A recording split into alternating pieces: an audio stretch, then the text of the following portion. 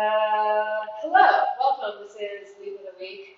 I'm Sarah Court, and as promised, I brought you a very special guest. Say Trina. This is Trina Altman. Trina is the creator of Pilates Deconstructed, and she's also a yoga tune-up teacher trainer. She lives here in Los Angeles with me, which I'm very fortunate for, because I can call her up and be like, hey Trina, what should I be thinking about? And she'd be like, well, you should be thinking about this. I'm like, oh, good. And I go and like have my coffee. Right? Pretty much. Exactly. Yeah. So, and you better not move away after you finish. I'm planning. I'm going to stay. So what Trina and I were talking about the last time we spoke, and I told her I wanted her to come on the week,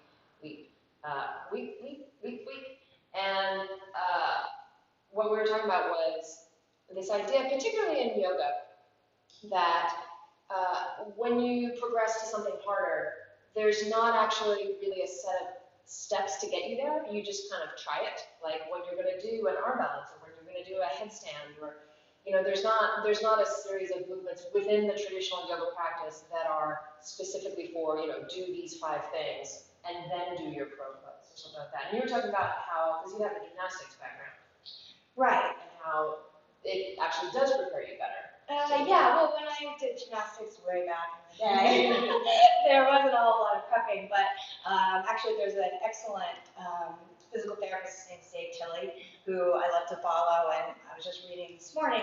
He had, oh my gosh, probably like 12 different skills and drills to prep for bridge, which would be Urdhva, Dhanurasana, and yoga. And most of them require tools that we don't have in the yoga studio, or you just wouldn't do that in a typical yoga class. Right. And yeah, so it just had me thinking a lot about load and how, first of all, in pro pose you need a lot of wrist extension. Right. And that's kind of what I've got in the moment. Right, so let's just compare. If we're going to be loading through our wrists, who's less likely to injure themselves, just based on range, right? So. And I can make this better in, doing some myofascial release and some drills, and use that window to then, do. But I would before it goes away and I start typing again.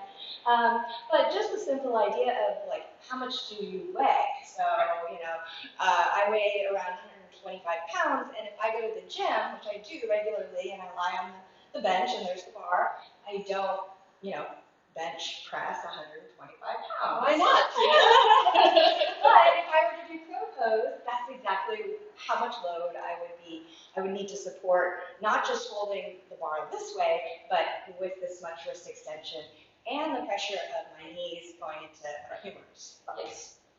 And the other thing is, I think there's some misunderstanding in the yoga world as well around what other poses in yoga might help you to do something like pro. Like, for example, I've heard a lot, I don't know if you've heard this, but I've heard a lot, oh, your plank and your chaturanga, that's prepping you for pro, or like your up dog. And if you think about the actual action, if you're in a plank pose and you're lowering to the floor, that's a totally different thing than I'm actually pushing the floor away in my pro pose to try to balance, right? It's a different kind of contraction of the muscle, it's different load, different force.